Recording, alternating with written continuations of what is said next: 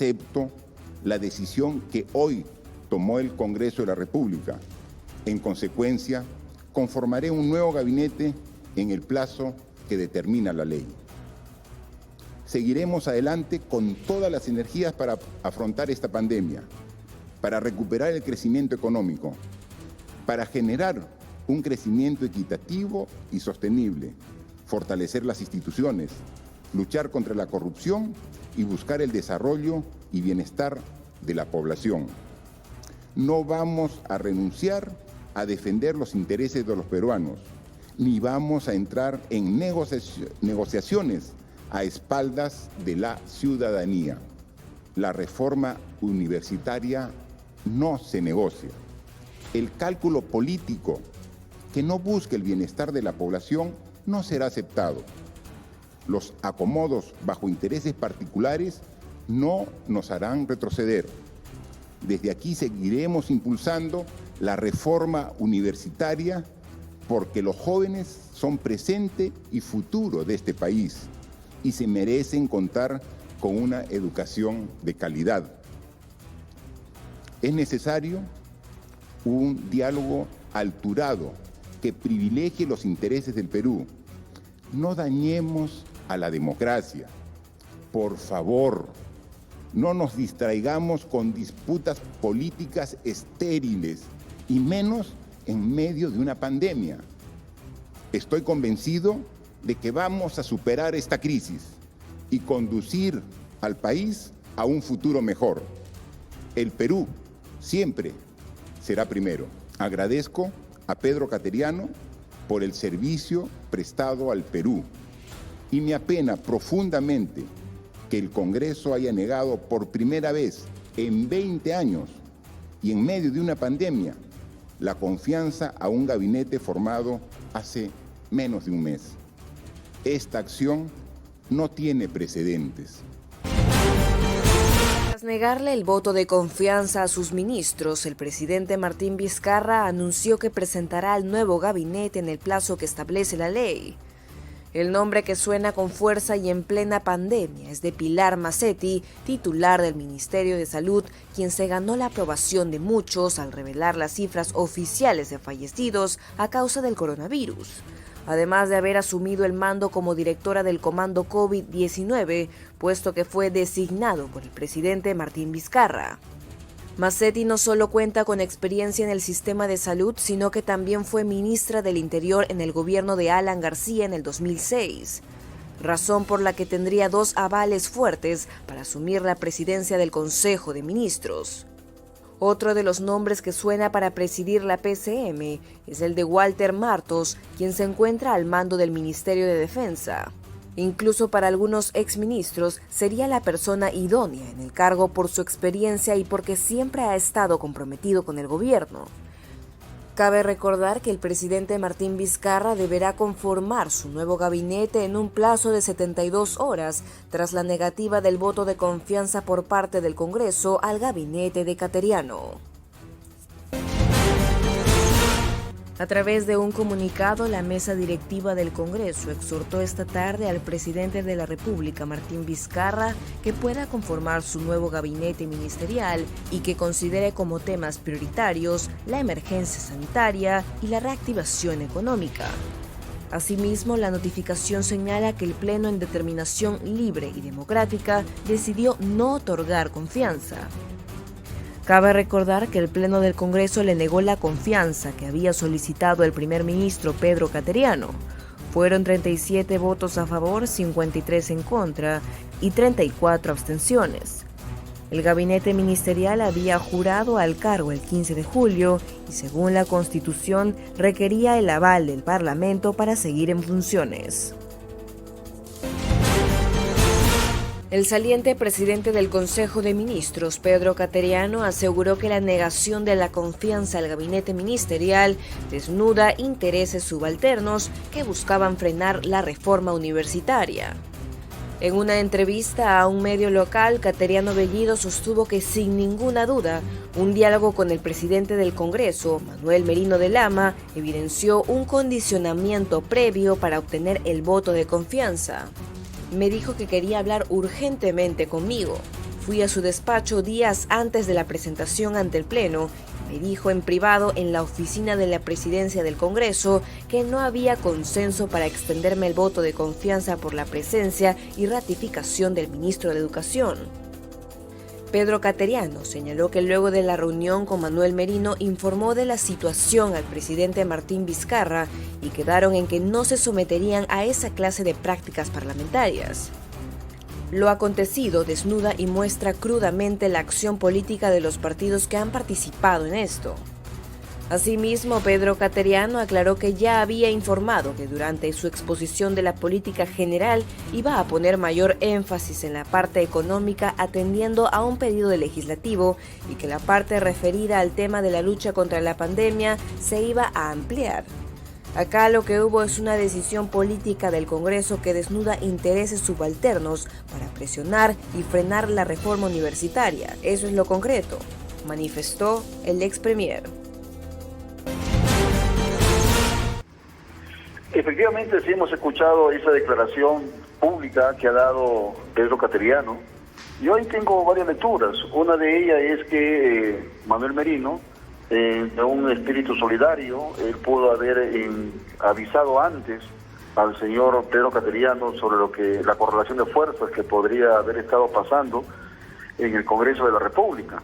Pero sin embargo, creo yo que el propio Manuel Merino, ante las circunstancias que vive el país, y por esta, digamos, versión bastante grave que da Pedro Cateriano, él debe de explicar en el menor tiempo posible al pueblo peruano sobre este evento que está manifestando Pedro Cateriano. El partido o la bancada, de manera particular, debió de haber tomado una decisión más seria, más consensuada, y no tener ese tres tipos de votaciones.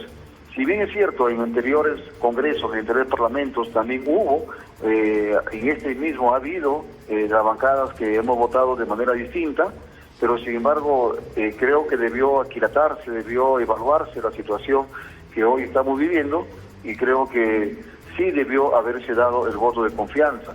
Hay propuestas, hay bancadas que en estos momentos hablan de grandes transformaciones radicales, espectaculares, cuando en la práctica solamente le queda 8 meses a este Congreso, incluso un poco menos, porque luego vienen las primarias internas, luego viene la campaña general, ya en abril tendremos nuevo presidente, nuevos congresistas, y por lo tanto el tiempo efectivo es muy poco, por lo tanto creo que debemos de concentrarnos en buscar la estabilidad política, jurídica y de nuestro país.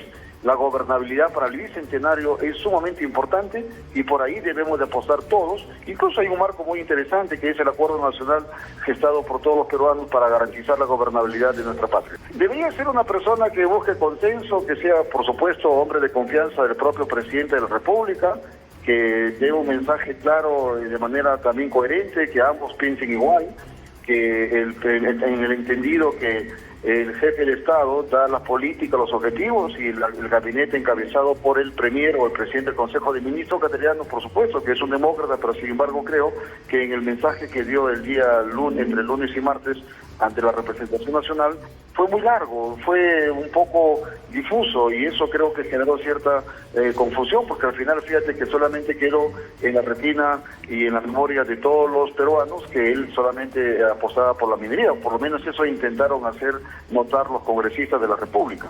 Si yo fuera premier y tuviera esa posibilidad de ver un tema de un ministro, yo soy sincero, yo apostaría por la presencia, por la continuidad de la presencia del propio Martín Benavides. Martín Benavides tiene que continuar porque tampoco se puede en estos momentos deshacer esos intereses subalternos que existirían en el Congreso de la República a través de golpear a un ministro para favorecer sus propios intereses. Yo no estaría de acuerdo, por lo tanto, yo sí creo que el presidente de la República debe de hacer que la permanencia de Martín Benavides al frente de la cartera de Educación.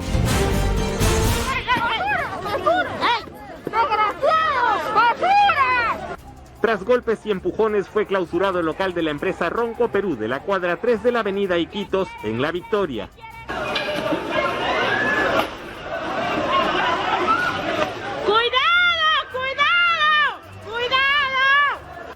La comuna victoriana señala que no contaban con el certificado de defensa civil.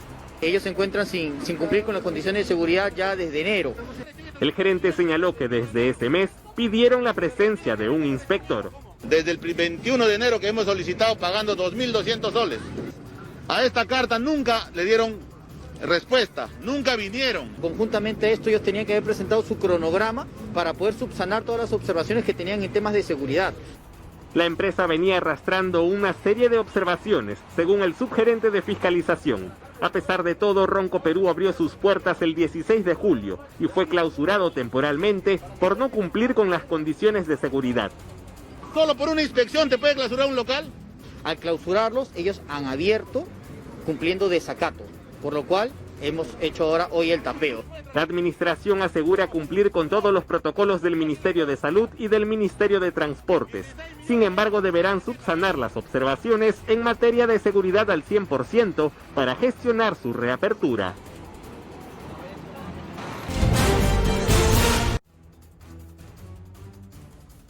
Perú superó los 20.000 muertos por coronavirus en medio de un rebrote de la pandemia, con un total de casi 440.000 infectados. El gobierno reportó el martes 196 decesos en 24 horas y 6.790 nuevos casos de COVID-19. Entre los fallecidos hay 72 menores de edad y han muerto 3 alcaldes. También murieron más de un centenar de médicos y más de 200 policías, que se contagiaron principalmente patrullando las calles durante la cuarentena que rigió del 16 de marzo al 30 de junio. La cifra oficial de fallecidos es un tema controversial. La prensa local estima que si se incluyeran los casos sospechosos, los decesos por COVID-19 bordearían los 50.000. Aunque los pacientes recuperados son más de 300.000, los hospitales peruanos están saturados, con un récord de casi 14.000 enfermos de coronavirus. Por ello, el gobierno autorizó la contratación de médicos y paramédicos extranjeros, sin revalidar sus títulos. Esta medida beneficia principalmente a migrantes venezolanos. El viernes fueron puestas nuevamente en cuarentena algunas provincias que habían sido desconfinadas. Además, se prorrogó la emergencia sanitaria hasta el 31 de agosto, así como el toque de queda nocturno y el cierre de fronteras. Perú, de 33 millones de habitantes, es tercero en América Latina en casos y decesos por coronavirus, detrás de Brasil y México.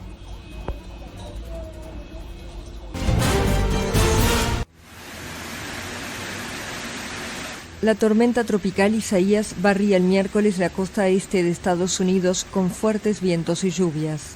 Al menos 4 personas murieron producto de la tormenta, 2 cuando un tornado destruyó un parque de casas rodantes en Carolina del Norte y otras 2 por caídas de árboles sobre sus vehículos en Nueva York y Maryland. Con vientos sostenidos de 80 kilómetros por hora, el ciclón se desplazaba rápidamente con rumbo norte-noreste. El huracán dejó a unos 3 millones de habitantes sin electricidad. Cerró carreteras y obligó a cancelar decenas de vuelos. Las autoridades de Nueva York instalaron diques de protección en el Bajo Manhattan en previsión de un aumento en los niveles del agua. En Nueva Jersey se pidió a los habitantes permanecer en sus casas debido a una amenaza de tornados. Isaías tocó tierra como huracán categoría 1 en Carolina del Norte la noche del martes, con vientos de hasta 140 kilómetros por hora. Luego se debilitó mientras avanzaba hacia el noreste del país en dirección al sudeste de Canadá, donde se esperan fuertes lluvias.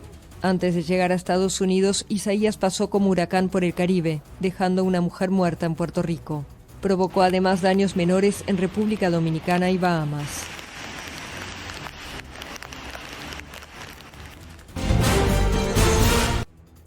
Beirut amaneció el miércoles todavía bajo el impacto de las 2 enormes explosiones que destruyeron el martes cerca de media ciudad. Según un nuevo balance difundido por la Cruz Roja libanesa, más de 100 personas murieron y más de 4.000 resultaron heridas. Los equipos de rescate buscaron toda la noche sobrevivientes en el área del puerto, donde ocurrieron las explosiones. La capital libanesa fue declarada ciudad siniestrada. El gobernador de la ciudad dijo el miércoles que cerca de 300.000 personas se quedaron sin techo y estimó el costo de los daños en más de $3.000 millones. Los hospitales de la capital, que ya enfrentaban la pandemia del nuevo coronavirus, están saturados. Sentí una sacudida. Al principio pensé que era un temblor. A veces pasa cuando hace demasiado calor.